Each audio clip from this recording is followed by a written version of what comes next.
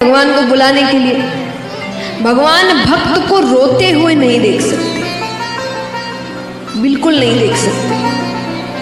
भगवान कहते हैं कि सन्मुख होए जीव मोहे जब ही, कि वो एक बार मुझे रोकर पुकार ले के हे नाथ मैं आपका हूं। मैंने लाख पाप किए हो लेकिन अब मैं आपका हूं। कि सन्मुख होए जीव मोहे जब ही, जन्म कोटि अदनास सही तब ही। मैं उसके जन्मों जन्मों के करोड़ों पाप वही नष्ट कर देता। वो एक बार मेरे सामने आ जाए बस। तो जब भगवान को पुकारना हो तो रोकर पुकार, लेकिन सच्चे आंसू। ऐसा नहीं गलती किए रो दिए, गलती किए रो दिए, वो आपसे ज्यादा होशियार है। फिर वो बोलेंगे मैं दुनिया चलाता हूं, ये मुझे सच्चे आंसू, सच्ची भावना। तो इस प्रकार भगवान के स्वरूप के बारे में बताया गया। अब हम चलते हैं शुकदेव जी के अवतार की कथा की ओर। शुकदेव जी का अवतार कैसे हुआ, ऐसे अलग अलग शास्त्रों में अलग अलग ढंग से बताया गया है। पर दंत कथा के अनुसार एक बार ब्रह्मा जी ने एक सभा का आयोजन किया। उस सभा में सभी देवी देवता, यक्ष, गंधर्व, किन्नर, ऋषिगण सबको बुलाया गया। उस सभा में एक प्रश्न उठा कि 3 लोक 14 भुवन में सबसे महत्वपूर्ण वस्तु क्या है, यानी सबसे कीमती।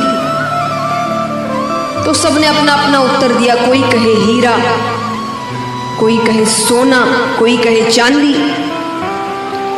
ऋषिगणों ने कहा कि ये सबसे कीमती चीजें तो नहीं लगती, ये तो कईयों के पास होगी, आपके पास भी होगी। हाँ, सब हंस रहे, कोई कुछ बोल नहीं रहा। मैं मांगूंगी नहीं आपसे, चिंता मत करिए। तो कईयों के पास होगी। तो ऋषिगणों ने कहा जो बहुतों के पास मिले वो सबसे कीमती कैसे? तो बोले आप बताइए फिर सबसे कीमती क्या है? बोले अगर सबसे कीमती कुछ है तो वो है प्रेम। प्रेम कैसा? निस्वार्थ, हमारे आपका नहीं। हम लोग स्वार्थ का प्रेम करते हैं, जिससे मतलब है, जिससे काम है उसी से प्रेम है, जिससे नहीं हो वो प्रेम नहीं। निस्वार्थ, जिस प्रेम में कोई स्वार्थ नहीं होता, कोई मतलब नहीं होता, वो जल्दी से नहीं मिलता। पर उन्होंने कहा किसी के पास तो होगा, उसी से तो सीखेंगे दूसरे। एक प्रेरणा स्वरूप भी तो कोई होना चाहिए।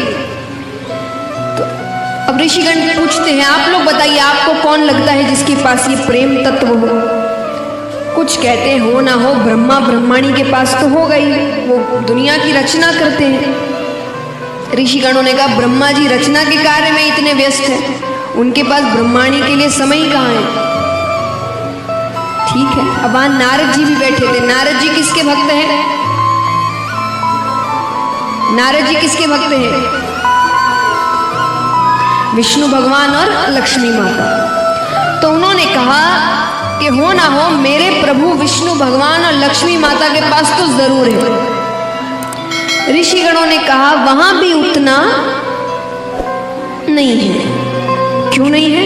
अरे बोले अगर उतना प्रेम होता तो समय न समय देकर भगवान भक्तों के पीछे थोड़ी दौड़ते। आधी रात को गजेंद्र ने पुकारा, लक्ष्मी जी को छोड़कर चले गए। ऐसे आधी रात में कोई छोड़कर जाता है क्या? पर उनको भक्त इतने प्यारे हैं, तो वहां भी उतना प्रेम। तो सबने कहा फिर आप ही बताइए कहां है? तो ऋषिगण कहते हैं अगर प्रेम की पराकाष्ठा कहीं पर है तो वो है महादेव जी और पार्वती माता के पास। क्यों?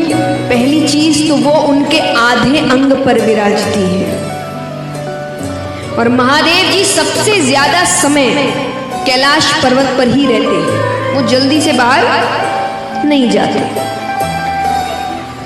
नारद जी को बात अच्छी नहीं लग रही, वो विष्णु भगवान के बहुत बड़े, तो उन्होंने कहा अगर इतना ही प्रेम है तो मैं झगड़ा करवा दूं तो।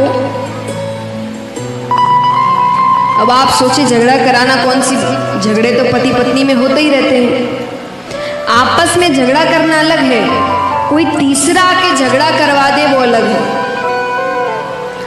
अगर किसी तीसरे की वजह से आप दोनों झगड़ ले मतलब प्रेम में कमी है।